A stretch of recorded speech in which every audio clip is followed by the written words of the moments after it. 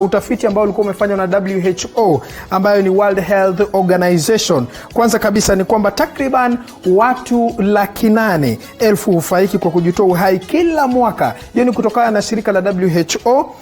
Kujitoa uhai ni nambari 3 kusababisha vifo miongoni mwa vijana umri kati ya miaka 15 na 19, na asilimia 79 ya vijana wanaendelea kujitoa uhai duniani nzima.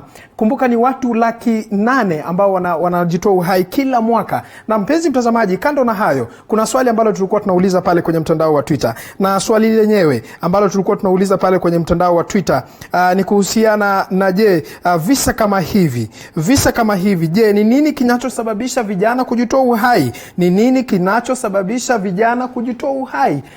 Swali ni nini kinachosababisha vijana kujitoa uhai ama kujiua? Hilo ndio swali ambalo tutakuwa tunauliza pale kwenye mtandao wetu wa Twitter. Kumbuka unaweza kufuatilia mjadala kupitia kwa mtandao wa Twitter ambaye ni @tv47ke, #Vijana Mashinani, @paukirobi, na bila shaka nitakuwa nasoma zile arafa ambazo zitakuwa zinaingia hapa studioni. Na bila kupoteza wakati, nitaweza tu kuwatambulisha wageni wangu ambao wamefika studioni siku ya leo na kuweza kudadavua na kuchanganua kwa undani zaidi kuhusiana na hili swala ambalo limekuwa likitokea katika taifa letu la Kenya. Ambaye ameketi karibu nami hapa anafahamika kama Purity Makena ambaye ni mshauri wa kisaikolojia. Vile vile ninaye Samuel Nyamao ambaye ni mwenyekiti Gusii Transformation Society, na upande wa mwisho pale ninaye Maina Kamunya ambaye ni rais vuguvugu la Imarisha Vijana katika kaunti ya Kiambu. Purity Makena, sijui kama unakubaliana na kauli ama arafa ya watu wanavyosema kwenye mtandao wa Twitter kwamba vijana wamekumbwa na mawazo tele katika taifa letu la Kenya kwa sasa.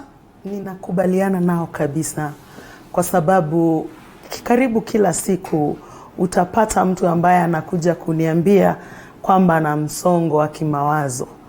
Every day I'm talking to someone, kwa sababu they are going through challenges of depression ambazo zinatokana na mambo tofauti, na haswa kwa sasa tunao vijana wengi ambao wamesongwa na kimawazo, ni wengi sana. So nakubaliana, pengine tutaendelea kuongea zaidi kuhusu ni nini kinafanya wawe hivi tukijibu lile swali, lakini the truth of the matter is the rate of depression in Kenya today is extremely high. Na ni kwa nini inaendelea kuongezeka kiongozi? Mbona amesema kwamba the rate is extremely very high? Tatizo liko wapi? Ni njia kiuchumi ama vijana wanasongwa na mawazo? Kwa nini? Mimi naangalia mara mbili. Look at it in two ways.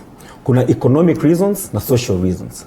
Economic reasons ni pale ambapo unapata hakuna opportunities for the young people. Kijana anaangalia kwamba anaenda kumaliza shule, I'm going to finish school, lakini kuna opportunities kweli? Are there opportunities for the young people? Hiyo ni number 1. Number 2, wanajiuliza kwa biashara. Kwanza biashara tunaambiwa ni shilingi 10,650 kwanza a company. Lakini ukiangalia zile requirements ambazo unahitaji ndio ufanye hiyo kazi proper, ni requirements mingi sana. Hizo requirements zinafikisha inapita hata 50,000 or so. Naweza kupatia an illustration ya kwamba ukifungua kampuni ya cleaning utalipa 10,650, alafu utalipa 35,000. Kuna approvals mingi sana unahitaji za county ndio uanze biashara. So inamaanisha kwamba hawana hope ya kesho, hawajui kesho watafanya nini, watajiendeleza aje kimaisha. The social sphere ni ya kwamba wako in relationships. Hizo relationships za hizi zimeingiwa na syndrome inaitwa the sponsor syndrome. The sponsor syndrome ni pale ambapo kuna sponsor ambaye anampatia mtu pesa, anampatia ule msichana pesa, anampatia ule kijana pesa. Sasa huyo kijana anajipata kwa shida, na acha nikukumbusha kwamba more young men are dying than actually, ukiangalia statistically more young men are dying than young ladies. Hiyo inakwambia nini? Hiyo inakwambia kwanza more young men wako kwa hiyo shida, hiyo syndrome ambayo nimekwambia inaitwa sponsor syndrome. Sponsors wanasaidia wasichana wengine, sasa wanakuwa na pressure ya kuendelea kimaisha, pressure. So this young man apati opportunity ya kutoka pale nje, anapata ako very depressed. Na yakikuwa depressed, na depression yenye ni financial in nature, inakuwa ngumu sana yeye kujitoa nje na kuambia mtu ya kwamba shida yangu ni ya pesa, ama ule msichana ameniacha kwa sababu ya pesa.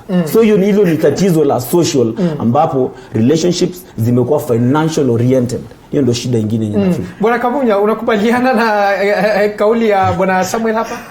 Acha kwanza nipeane rabirabi zangu kwa the whole of Mount Kenya fraternity. I was a student there. na pia nipeane pole zangu kwa familia.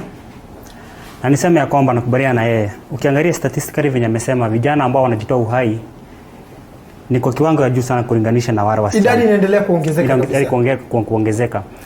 Na lakini the tragic thing ni kwamba depression happen, it is preventable, but you find it that when it is happening and when one is depressed, it's so hard for the others to know.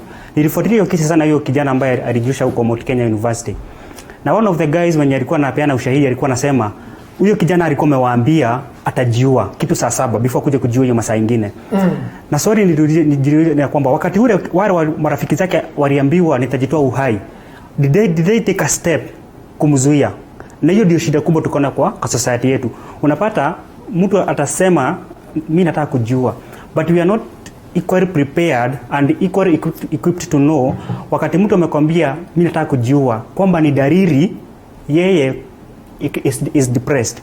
So ningesema ya kwamba hivi nakubaliana na my friend here ya kwamba kuna shida, na ni jukumu letu kama sisi vijana na viongozi tujue ya kwamba na yale mashirika ambayo yanahusiana na hii mambo ya afya, especially psychologist na psychiatrist, wajue ya kwamba it's time to leave the office, go to the ground.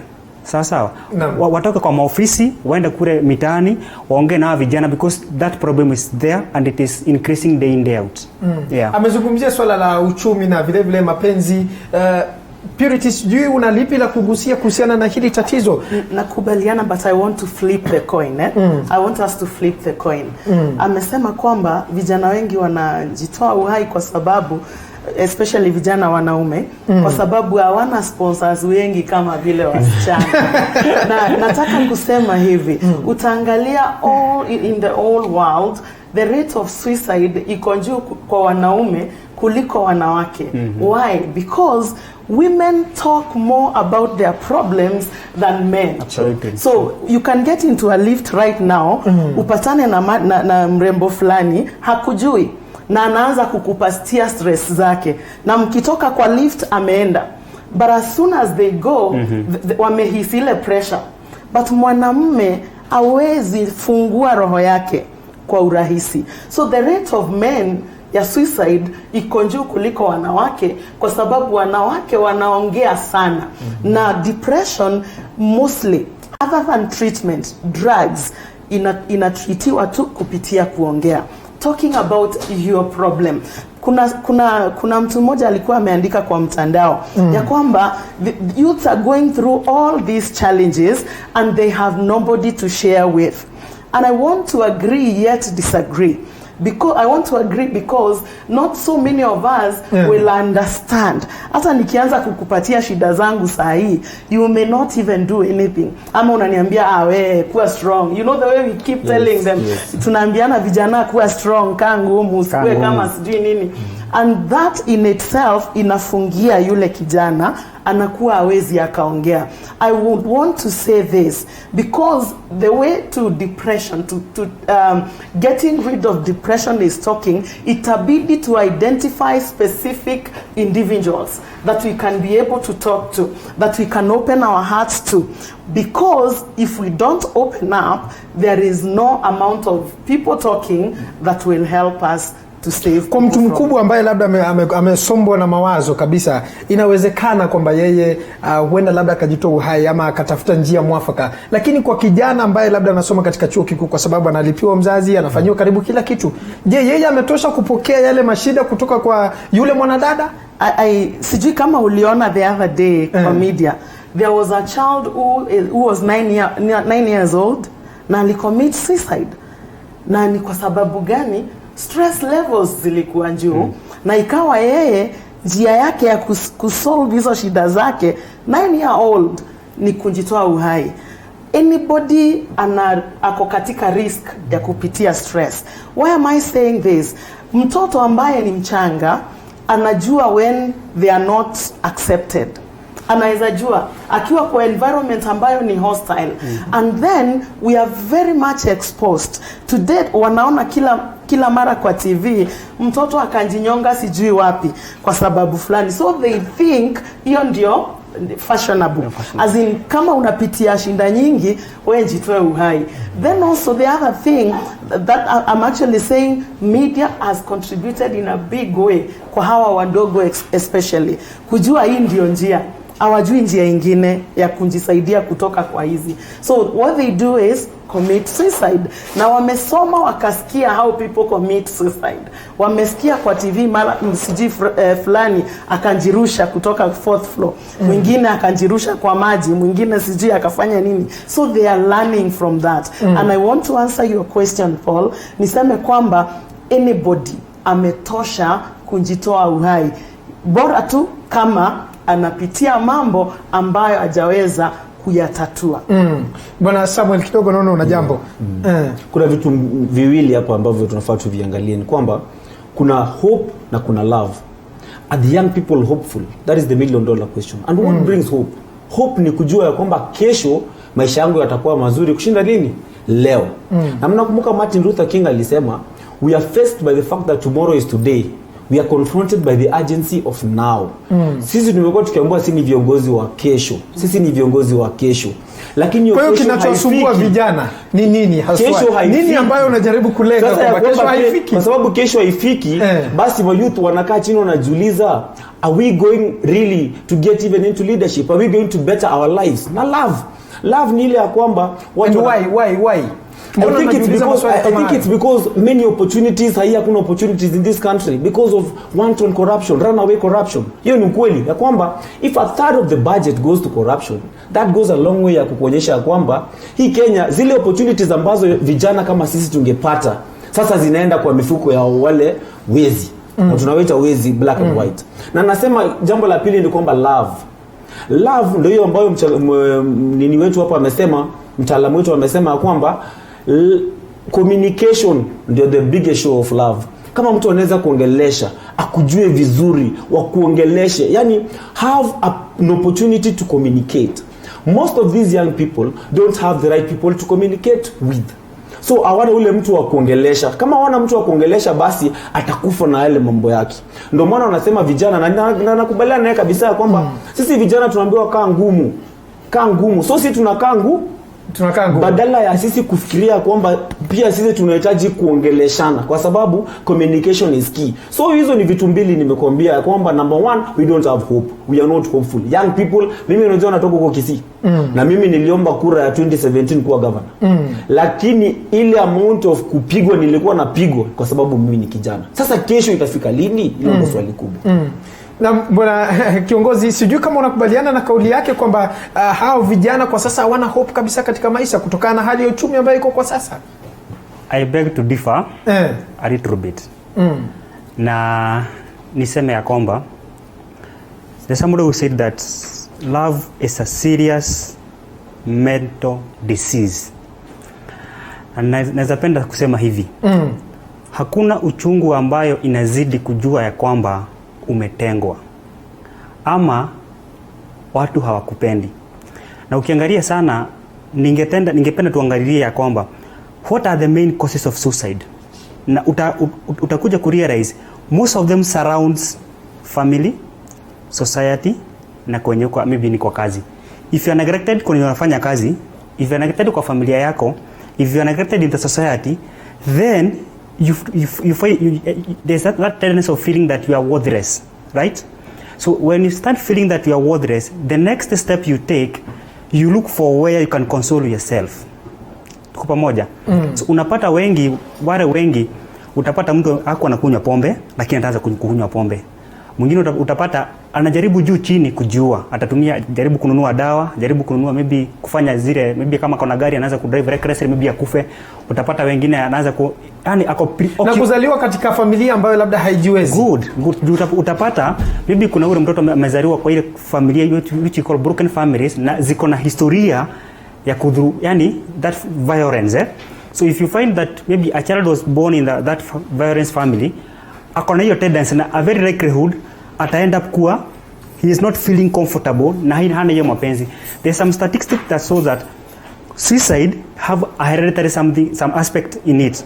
utapata kwa ile familia kuna ule uzoefu wa watu kujiua kama kujitoa uhai. So now if you realize that there's a family that have that kind of a history, then you must wake up and try as much as you can to show love pamoja. So ningesema hivi, sisi tuko na jukumu kwenye unafanya kazi kwa society na kwa kifamilia to make sure that you show love despite being that there is no hope. Venye kiongozi anasema hapa, kunaweza kosa kuwa hakuna matumaini ya kesho, lakini kama ule mtoto unamuonyesha mapenzi, kama ule kijana akiwa shule anaonyeshwa mapenzi na anapata ile encouragement, wewe soma tu, hata kama watu wanasema hakuna kazi, huenda ukawa na bahati. You get the point? So that you give that person hope at despite the current situations, there's still a bright future ahead. So kumaanisha hiyo ndio imekosa katika familia. Ndio inakosa katika familia. Unapata wazazi wetu wako so busy, hana time na mtoto. So ako kazi kutoka asubuhi, kazi kutoka jioni. So unapata yule mtoto amekuja ako na ndio unaona, jiulize swali. How comes a 9 years child can commit suicide? Meaning hakuwa na mtu wa kuongelesha, hiyo ni kitu ya kwanza. Two, maybe wazazi wake hako karibu na yeye. So anadhulumiwa na ule, unajua mtoto ule mtu ako karibu naye sana ni mama. Right? Mama ama baba. So unapata maybe kama mama hakuwa karibu na baba hakuwa karibu, lakini mtoto anadhulumiwa na anapitia mambo magumu na hana mtu wa kumwambia. Kwa hiyo kwa asilimia kubwa watu ambao wanastahili kulaumiwa ni wazazi. Wazazi. I mentioned about 4 things. Ya kwanza amesema causes of depression. I think ni muhimu tuelewe hiyo vizuri kwanza kabisa. There are different types, but different causes, but I want to mention 4 which are very critical. Ametaja hereditary, which is biological. Because of some genes and all that, unapata within a family kuna watu wanajiua. Then there is also psychological causes, where you find things like rejection, feelings of rejection, feelings of hopelessness, simply because things are not working well in their life. Then there is social. Social covers relationships. Relationships where we are talking about boy-girl relationship, a young man and a young woman in college, for example. The man is trying so hard to please this girl who cannot be pleased. Ndio maana hapo awali nikauliza swali, vijana ambao wako kwa sasa wametosha wao kupatiwa zile sababu za mapenzi? I think looking at the world we are living today, exposure iko juu sana. Without a doubt. Hiyo hatuwezi tuka underrate. Hata wale watoto wandogo leo class 6, mtoto wa class 6 atakwambia ako na girlfriend, na atakwambia what it means to have a girlfriend, a romantic girlfriend. See girlfriend to a boy, see a friend who is a girl, a romantic friend, a class 6 child. So anybody today, I don't say huyu atoshi, like I said earlier on. Now, those are social reasons, relationships, and that is one major cause of suicide and depression amongst the youths today. Utapata kwamba vijana wengi saa hii wanatafuta kukubalika. You know, they want somebody to accept them. And in this case, it could be that person of the opposite sex. And they want to identify with others. Wafanane na fulani. So there is also peer pressure. A lot of peer pressure. Kwa sababu umeona mwenzako akona girlfriend ama akona boyfriend, and they have this car they are driving around, na pengine ni ya wazazi. Now you also want to identify with them. So the pressure is too much. Unapata yule kijana kama hataweza kujimanage, hatapata mtu wa kumuongelesha, the next thing they will think about committing suicide, because they are depressed. Depression comes as a result of intense stress that is building up every day. Kila siku ina build na una uwezo wa kuimanage. Kumaanisha kwamba wale ambao wanafunzi ambao wako katika vyuo vikuu kwa sasa, wakati ambapo tunashuhudia visa kama hivi, ni nini ambayo wao wamekosa? Kwa sababu hapo awali ulikuwa umesema kwamba wazazi, lakini kwa mwanafunzi ambaye yuko katika vyuo vikuu amekosa mtu wa kuzungumza naye. Kweli, unajua I was a student leader in JKUAT. And I was a student hizo enzi zile. Na bado kulikuwa na hizi changamoto ambazo tunazongelea leo. And she has mentioned something very fundamental. Ya kwamba we need to manage our lives. You know, manage is a huge word. When we break it down, tunasema unahitaji kujipanga, planning. That is very fundamental. Now, kwa hiyo vijana wamekosa kujipanga. No, wacha nimalize. Kuna planning, kuna leading, kuna controlling, na kuna organizing. Hizo vitu nne ziko kwa management, kwa managing yourself. So kijana anafaa number 1 afunzwe kujipanga. Namba 2 afunzwe kujicontrol. Namba 3 afunzwe kujiorganize. Unaelewa? Na haya yote yanaanzia wapi? Haya yote yanaanzia nyumbani. Yanaanzia nyumbani. Yes, that is. Kwa bado unaendelea kulaumu wazazi. The point I'm making is home is the foundation. Nyumbani ndio foundation kabisa. Na unajua nyumba yote ambayo inajengwa, foundation ndio, ukiharibu foundation hata iwe miaka 20 itakuja kuonyesha mwanya. Ushaona? So inamaanisha that fundamentally we need to look at the basics. Like huyu mtu alikuwa grounded aje. We are a Christian nation. And I want to believe you are a Christian nation. As a Christian nation kuna values ambazo tunafunzwa. Na tunaambiwa ya kwamba lazima tujilinde na tujichunge na tujivalue. Now, vijana ambao wanafanya vitu ambavyo tumeambiwa sahihi, do they value themselves? If they value themselves, then watakuwa hopeful na watafeel love. Na ndio maana nimefurahia sana ndugu yangu alisema ana disagree na bado aka-agree na mimi, aka-reinforce kabisa ile point ambayo nilikuwa na make. Ya kwamba mapenzi ni kitu ya muhimu sana. Kama mtoto amezaliwa leo, depression inaanzia nyumbani. Asipoonyeshwa affection, asipoonyeshwa love, hatajua kupenda watu wengine huko nje, na hatajua anafaa apendwe aje. So kwa sababu elewi anafaa apendwe aje, atakuwa ana expect, maybe either ana expect too much ama ana expect too little. Akipatwa mapenzi mingi anakuwa over excited, akipatwa mapenzi kidogo anakuwa depressed. Uelewa? So akikuwa depressed ndiye ataingia kwa hizi vitu za mambo ya kujiua. Na Bwana Kamunya, yes. Umesikia kile ambacho amezungumzia hapa Bwana Samuel akisema kwamba vijana wakati ambapo hili ambacho tunasema ni relationship inaanzia pale nyumbani kwa mzazi, na hajui, anafahamu kweli anastahili kupendwa namna gani. Ni ukweli kauli ambayo amezungumzia? Nafikiri I agree na that the family is the bottom line. The family is the foundation. If you are raised up in a family where that you saw your mother loving your father caring for your mother, that you grow that way. But there's something that has changed, and we have to agree on this, that the way our parent was then is not the nowadays parent are. That's why there's kumaanisha wa siku hizo wamebadilika kabisa. Wamebadilika namna gani? Mimi nikikua I used to see babangu alikuwa Nairobi, sisi tulikuwa Murang'a. But you would call every night lazima angepiga simu, mama how umeshindaje, na anataka kuongea na watoto, ataongea na sisi watatu kama kwa familia yetu every day. You get the point? But siku hizi wale wazazi kama sasa young parent wenye kosa hii, unapata baba akitoka asubuhi mama ametoka, so mtoto ameachwa na nani? Ameachwa na maid.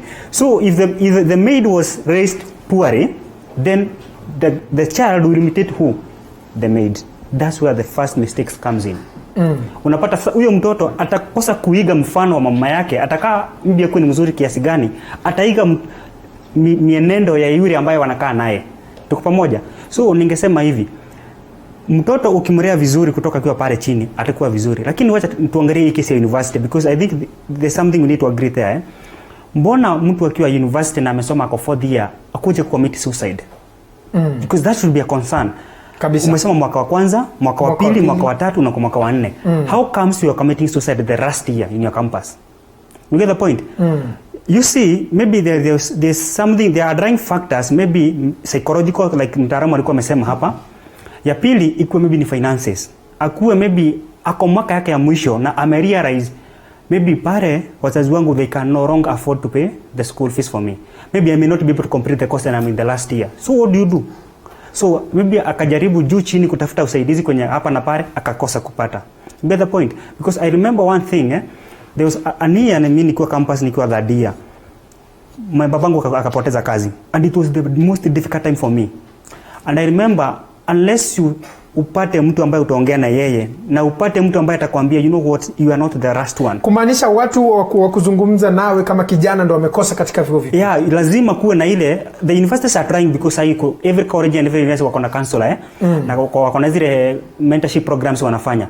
But I think it's very important kukua na ile board na marafiki wako. Pia I remember there's a lecturer anaitwa Rosemary Kamadhi. Huyo ndiye mimi niliongea naye, ni mama, and she told me one thing, Masharia, don't worry, cool down, it's not the end of the world. Pesa ipatikana utarudi shule. Because you see, once aliniambia hivyo, I got revived, my hope was revived. So if you don't get somebody who tell you you can still make it, then you are at the edge of committing suicide. I sincerely appreciate what he is saying. But nataka pia tuangalie the fact that huyo lecturer akukukujia wewe. Mimi nilienda. You took a step, ukaenda ukaongea na yule lecturer because you know ni nini unapitia. What we are lacking today is trust. As a young man, a young woman, I don't have a lot of trust on people. Why? Nimekuwa heartbroken so many times. Nimepitia mambo hapa na pale to relationship. You know those young relationships. Unapata you are heartbroken. So trust inaisha ndani yako. So inakuwa even when you're going through a challenging issue, you can't trust anybody to talk to them about it. Like he says, what helped him is the fact that he reached out. But again, do you people address such issues? Kuwa open na kuzungumza? Yes, of course. I have to be open. But for me to be open, I must learn to trust. Siwezi kuja hapa nianze kuambia shida zangu kama sijawa trust, because unapata nowadays confidentiality is a key issue in life. If I know nikikwambia story yangu, the next thing imejaa campus mzima. Seriously, do I want to talk about it? No. So I'm afraid kwamba nikiongea hawa watu hawata maintain ile confidentiality. However, now in this case I say, because of course trust levels are also low, as people who can help, as friends, we need to know our friends very well. Sure. If it is my friend here, nimjue vizuri kiasi ya kwamba kama kuna mambo yanabadilika katika maisha yake, I'm able to pick, to notice. Kama wewe tuseme ulikuwa unakuja kazini very early, 7 uko kwa ofisi, but after 3, 4, 5 months saa zingine unakuja 9. I need to ask myself as your friend, what has changed in Paul? Ndio sasa imekuwa siku hizi anakuja 9. It may not be a major issue, but as a friend I need to notice. Kabisa. Na niki-notice nisinyamazie. Unajua ubaya sasa tunakanyangia. Unaona fulani. Kumaanisha vijana hawawezi wakasaidiana. Yes, hatusaidiani kama vijana. Unasema achana na huyo jamaa sijui alilala wapi usiku. You see, ushajijazia. My plea today is tuache kujijazia. Because hiyo kujijazia ndio inafanya watu waone siwezi pata help. I want to know, nikirealize, like me, what I do even with my friends who are adults and mature adults, nika notice kitu yenye I work, aiendi vile inaendanga na my friends. I'll call them. Let's meet over coffee, let's talk. Hata kama sita afford kununua coffee, kuja kwangu ama mimi nikuje kwako. And I'll ensure I do that. Reason being, lazima tukue proactive. Sure. Tusingoje until when somebody anaandika suicidal note, ndio tunaanza kukimbia helter skelter. Before afike hapo, uta notice your friend is suddenly withdrawing. Ask yourself, why are they withdrawing? Somebody who used to crack jokes, suddenly they are gloomy and dull, they are not talking to anybody. Something is not right somewhere. Utapata mtu mwingine ambaye pengine amekuwa apendi kazi sana. Si unajua we have such people in organizations, but suddenly they are burying themselves in work. What are they covering? Na Bwana Samuel, umesikiza vizuri kile ambacho amezungumzia Madam Purity kuhusiana na hili swala. Je, wewe unakubaliana na kauli kwamba vijana wanakosa kuongeleshana, wanakosa ile ambayo ni trust? Kitu amesema iko perfectly correct in the sense that we need to be proactive, we need to go out there. The truth of the matter is he was bold, he was very bold to reach out, you know. But now when you read many articles that are online, zitakwambia kwamba most people don't reach out. Actually wakati mtu amefika point yenye anataka commit suicide, hata reach out, hatakuwa more withdrawn na atakuwa anajaribu kukaa peke yake ndio amalize hiyo maneno, you get. So we have to be proactive, we have to go out there. And hata nashukuru hata nyinyi mmetupatia such an opportunity to discuss such a fundamental issue, because this is so fundamental, so much so that there are very many young people wenye wanachukua maisha yao saa hii juu ya such issues. So we need to start communicating. Na vile amesema, once we see there's an individual who's withdrawing, mwenye amechange attributes, mwenye amechange tabia, kama mimi ni mtu wa kuongea, mimi mkikuniona kama siku moja siongei, basi mnajua huyo kijana baby kuna shida, reach out to them. She has prescribed very good thing. Reach out to your friends, tell them, kuja, let's meet. What's up? What's happening? You may have saved a life. That communication too, that 100 bob you may spend, that 200, that 1,000 bob, inaweza kuwa ime save life ya mtu. So any withdrawal, any new characteristic in an individual is a huge indictment. And by the way, young people, let us know tuko na shida kubwa sana mimi naona. Young people tuko na an element of pride. Much as tunaambiwa ego bado ni mzuri, but unajua sasa ego ina feeding into stupidity. Ego ndio actually ile yenye inapatia stupidity maisha. Kwa sababu the more proud una feel, the more una feel like if I reach out to this person haizi nisaidia, the less likely you are kupata a solution to your problem. The solution to your problem iko huko nje. That is why we are social beings. That is why we were cultured to be social beings. We have to talk. We have to go to churches and talk to people. We have to go to universities and talk to people. By the way, me when I was in campus, I was a student leader. I never had an opportunity of actually even meeting any person like this one. Mwenye angetupatia such insight yenye, the students were looking up to me. Wenye ningekuwa nawaongelesha. And why, mbona uko na hiyo opportunity? Hawapo wanapatikana ama wewe uko unafika pale? I think pia mimi nilikuwa na makosa kidogo.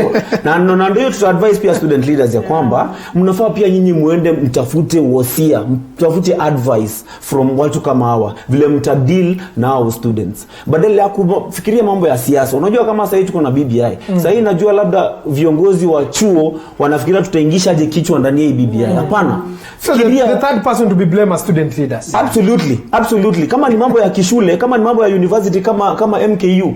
Student leaders tumepatiwa, unajua, sovereignty ndani ya shule iko kwa ma students. Wakidonate to student leaders, basi inamaanisha wewe umewekwa juu. Na ukiwekwa juu inamaanisha nini? Basi unafaa uende huko out there find solutions to their problems. Solutions ni nini? Ni kumeet watu kama hawa, kuwaleta ndani ya shule, kuwafundisha ya kwamba you need to reach out to your friends, mjue what are the symptoms of depression. Kijana kama huyo labda maisha yake ingeseviwa if student leaders in that campus were proactive. Kumaanisha kwamba student leaders wamekuwa wakitumia role yao vibaya. Shikilia hapo, hilo swali ambalo nitarejea nayo. Na mpenzi mtazamaji, kwa sasa tunachukua mapumziko mafupi, lakini tukirejea kipindi cha Vijana Mashinani kitakuwa kinaendelea. Wewe sijui kauli yako ni gani? Nambari yetu ya rafa ni 22047. Tuma rafa na bila shaka hapa studioni nitakuwa nasoma. Unaweza ukatupigia simu na kuwasiliana nasi hapa studioni na kuchangia katika mada kupitia kwenye nambari yetu ya simu ambayo inapatikana pale pembeni mwa runinga yako. Usiende mbali, usibanduke, tunachukua mapumziko mafupi, tukirejea tunakuja na mengi zaidi.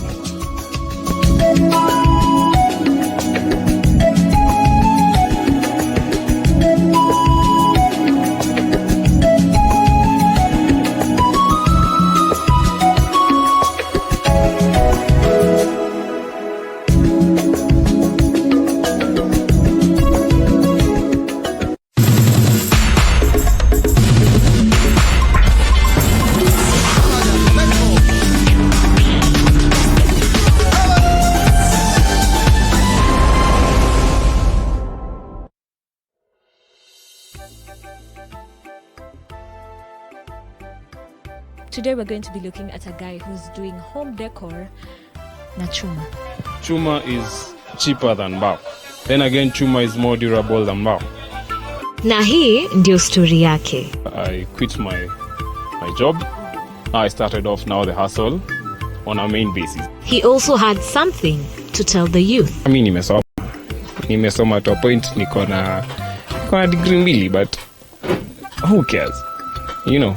So just work with what you have and you're good.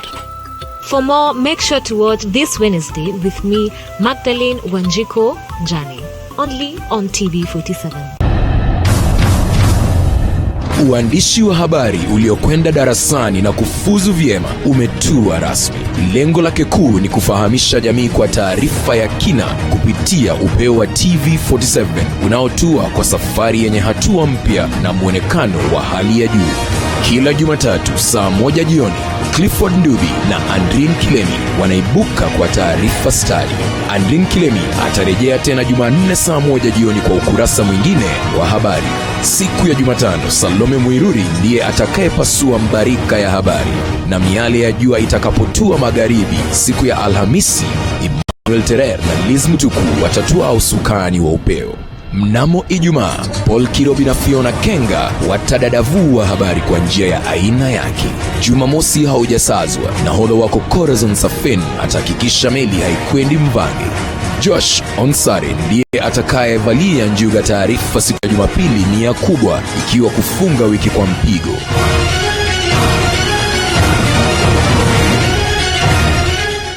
TV47, nyumbani mwa taarifa nadra zisizopakuliwa kwingine. The skills you develop and the drive you develop is what matters. Because if you get your opportunity, no one will give you the next level. You have to fight for it. Young people who are in the education system, they are the very lucky people because you have a card that can speak for you. I am a student. Can I do this? I am a student. Can I do this? You have a card that can speak for you. But the ones who are going to live through this country for the next 50 years. And it's something that needs to be fixed today. And so I think the ones we should be championing in terms of having a better country and pushing for equality is young people. The parents probably went to school in 1980, 1962. During those times you had a degree, you are a provincial administrator. Immediately. Yes. Right now, I cannot imagine how many mathematicians graduated last year December. I cannot imagine. And so we need to realize that the situation is dire. And sometimes even our office WhatsApp group, we get DMs of people crying because they are jobless. And it's depressing to the point where they're telling you they are going to commit suicide. We would not be having this conversation if 20 years ago the nation had this conversation about what work would look like. On this particular program, the hashtag to use as always is #YouthConnect, and my name as always is Eugene Nangwe. Josephine Uko is actually helping us to interpret this through sign language.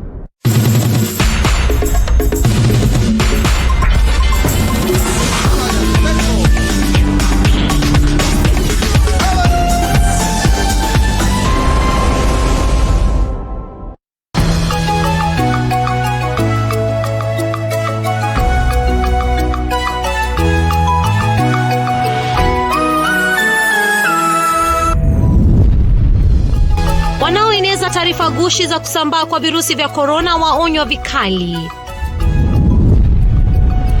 Mbunge wa Kandara Alice Wahome ahofia maisha yake baada ya kuondolewa kwa walinzi wake. So the first are carefully reduce first the conflict between the community and also save the government a lot of money in terms of compensation.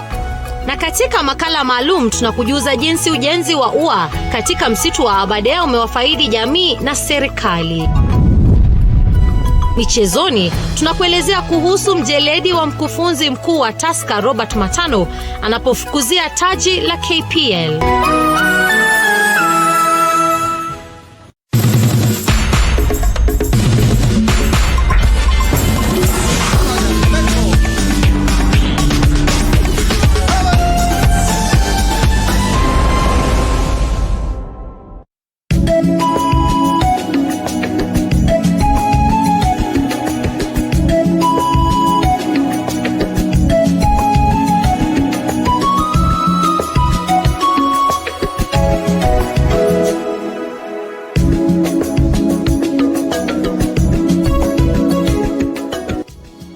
Naam, safi kabisa mpenzi mtazamaji, karibu tena kwenye awamu nyingine ya kipindi cha Vijana Mashinani, kipindi ambacho kinatupia jicho changamoto pamoja na menendo ya vijana. Na bila shaka mada yetu ilikuwa ni kuhusiana na hili swala mbona vijana siku hizi wanajitoa uhai, hatufahamu tatizo liko wapi. Karibu tena kwenye awamu ya pili ya kipindi cha Vijana Mashinani. Nambari zetu za simu kwa sasa ziko wazi. Unaweza ukapiga simu na kuwasiliana nasi hapa studioni na bila shaka tutajibu ile call yako. Na nambari yetu ya rafa ni 22047, tuma rafa na bila shaka tutakuwa tunaishughulikia hapa studioni. Karibu tena kwenye awamu nyingine, awamu ya mwisho ya kipindi cha Vijana Mashinani. Na tulikuwa katika hili swala kuhusiana na wale ambao wanajukumika pale katika vyuo vikuu. Tukataja swala la hao ambao ni student leaders. Tukataja wale ambao ni wahadhiri, ambao ni lecturers katika vyuo vikuu. What is their role? Wamekuwa kiwajibika ama hawajakuwa kiwajibika? Hilo ni jambo ambalo ni la muhimu sana kuzungumzia. Kwa sababu utapata student leaders saa zingine hawafuatilii haswa kile ambacho ni role and their responsibility. They pledge hawafuatilii ama hawaelewi. Of course wanaelewa because wakati alikuwa anafanya siasa apigiwe kura na mwanafunzi alikuwa anajua ni nini anataka, so anajua kazi yake ni kurepresent yule student kwa school management na wherever else they need representation. So si ati ajui, hatuwezi sema ajui. Kama kusema sasa, even in our country generally, our politicians do not know their responsibility. They seriously, they know exactly what they are supposed to be doing. But kuna kitu inaitwa interests. Personal interests zinaanguka mpaka kwa student leader. Anaangalia in terms of where are my interests and how can they be met. By the way, a student leader is a politician just like any other politician. These have been student leaders. They can confirm what I'm saying. So unapata politicians, when I mentioned the 5 causes za depression, I wanted to mention something political. Because politics is a major cause of depression in the country, especially Kenya today. Why? Unapata siasa, the way zinasonga, they are depressing. Kuna watu for a very long time hawajaangalia runinga. Why? Ataki kuimagine siasa itatajwa. Kuna mwingine akisikia BBI today, jina tu BBI, hizo initials, anakuwa mgonjwa. Yes. Because of depression.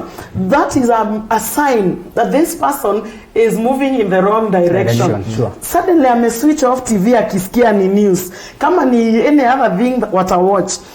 Now, student leaders have also gotten into the game of the politicians. So there is a pledge allegiance to the politicians more than to the electorate. Who is the student who elected them? So even when issues things are happening within the school, then they are not able to see. They can't see. Why? They are not there in the first place.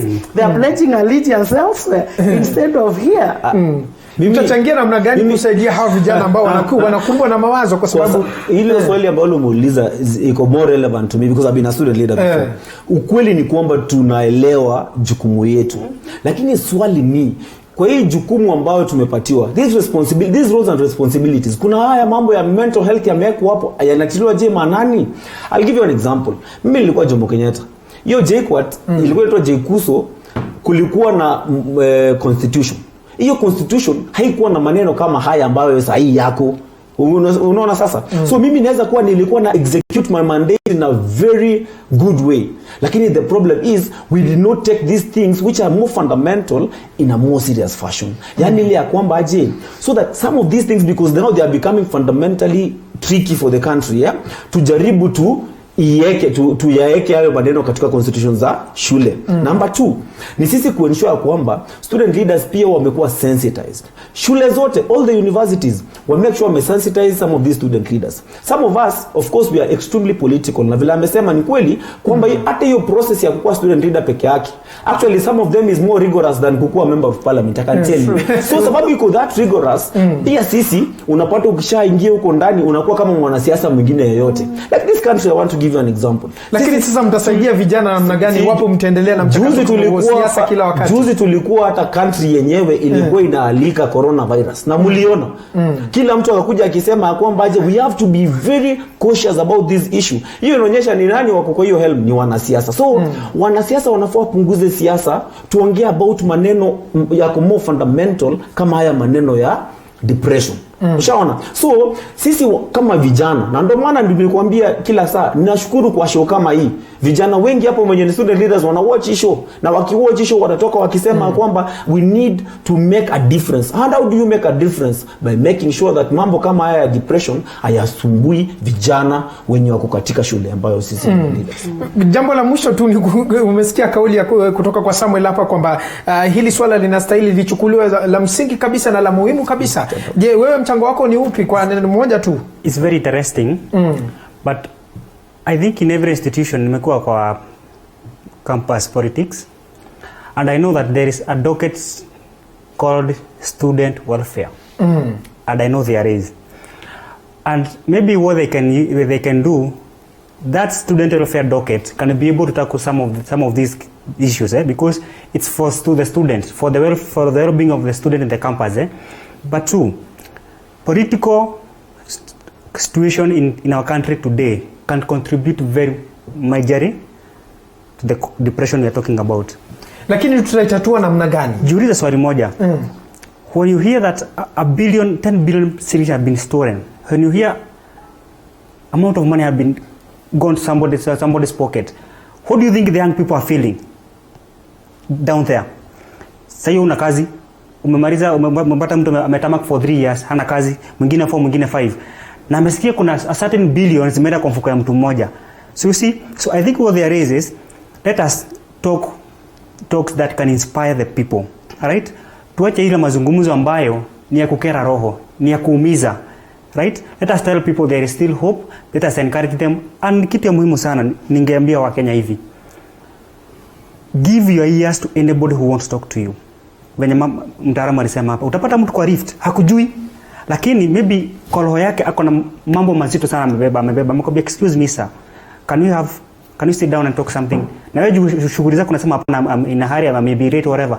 Give your ears to anybody who want to be assisted, because you never know that person what is going through. Maybe mkiachana naye hapo, the next destination yake itakuwa ni suicide. You get the point? So it's kwa hiyo ndio njia tu ya kuweza kusaidia vijana. Yes, let us be vigilant. Kitu ya kwanza tujue signs and symptoms of depression.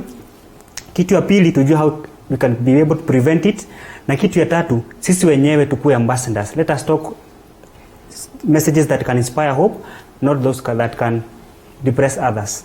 Yeah. Nafahamisha kwamba muda kidogo umekimbia sana. Inastahili tukamilishe kwa sababu ya taarifa za saa 1. Na mpenzi mtazamaji, hizo ndo kauli kutoka kwa wageni wangu hapa studioni kuhusiana na hili swala la jinsi ya kutatua. Vijana jameni, tunaomba tuweze kuzungumza na tuweze kushare wa problems ambazo tunapitia katika mawazo yetu ya kila siku. Mpenzi mtazamaji, mimi sina la ziada. Tupatane tena wiki ijayo sana wakati kama huu. Asante sana kwa muda wako wote kwa kutazama kipindi cha Vijana Mashinani. Shukrani.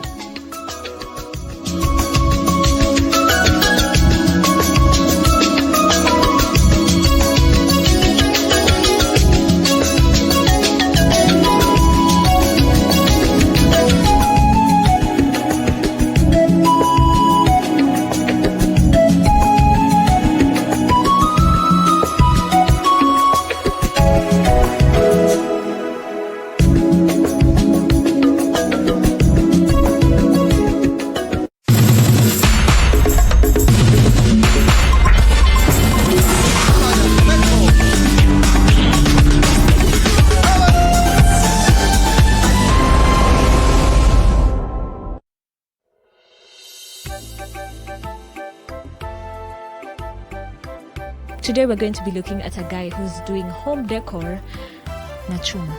Chuma is cheaper than mbao. Then again, chuma is more durable than mbao. Na hii ndio story yake. I quit my job. I started off now the hustle on a main basis. He also had something to tell the youth. Mimi nimesoma to a point niko na degree mbili, but who cares? You know. So just work with what you have and you're good. For more, make sure to watch this Wednesday with me, Magdalene Wanjiko Jani, only on TV47. Uandishi wa habari uliokwenda darasani na kufuzu vyema umetua rasmi. Lengo lake kuu ni kufahamisha jamii kwa taarifa ya kina kupitia upeo wa TV47 unaotua kwa safari yenye hatua mpya na mwonekano wa hali ya juu. Kila Jumatatu saa 1 jioni, Clifford Ndubi na Andrin Kilemi wanaibuka kwa taarifa stadi. Andrin Kilemi atarejea tena Jumanne saa 1 jioni kwa ukurasa mwingine wa habari. Siku ya Jumatano, Salome Muiruri ndiye atakayepasua mbarika ya habari. Na miale ya jua itakapotua magharibi, siku ya Alhamisi, Emmanuel Terer na Liz Mutuku watatua usukani wa upeo. Mnamo Ijumaa, Paul Kirobi na Fiona Kenga watadadavua habari kwa njia ya aina yake. Jumamosi haujasazwa, nahodha wako Corazon Safen atahakikisha meli haikwendi mvange.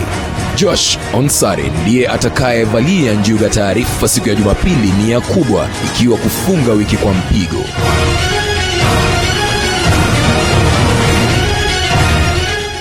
TV 47, nyumbani mwa taarifa nadra zisizopakuliwa kwingine.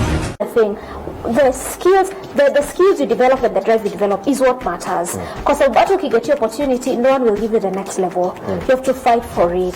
Young people who are in the education system, they are the very lucky people because you have a card that can speak for you. I am a student. Can I do this? I am a student. Can I do this? You have a card that can speak for you. But the ones who are going to live through this country for the next 50 years. And it's something that needs to be fixed today. And so I think the ones who should be championing in terms of having a better country and pushing for equality is young people. The parents probably went to school in 1980, 1962. During those times you had a degree, you are a provincial administrator. Immediately. Yes. Right now, I cannot imagine how many mathematicians graduated last year December. I cannot imagine. And so we need to realize that the situation is dire. And sometimes even our office WhatsApp group, we get DMs of people crying because they are jobless. And it's depressing to the point where they're telling you they are going to commit suicide. We would not be having this conversation if 20 years ago the nation had this conversation about what work would look like. On this particular program, the hashtag to use as always is hashtag Youth Connect, and my name as always is Eugene Adnangwe. Josephine Uko is actually helping us to interpret this through sign language. Wiki hii kwenye sauti yetu. Tunatoka kwa soko kufika kwa nyumba. Mwanzo unapima ile kiasi kama ni kilo 5, unajua kilo 5 inafaa ili kwa hizo vibuyu kama ito 15 liters, unaona? Kwa Mwadime, hii sio kazi tu. Anawasaidia wana Kibra kuimarisha afya yao. Sio aibu. Juu unafanya kazi, sasa utasikia aibu aje? Yule anajiweza anaona ni aibu, lakini yule hajiwezi haoni kama ni aibu. Mary Mwende anafanya kazi ya kuuza nguo za kuvaa ndani kama vile chupi hapa mtaani Kibra. Licha ya kuonekana kazi ya aibu, hakujali, ila alijua mchagua jembe sio mkulima. Sauti yetu kila Jumamosi saa 3:30 asubuhi.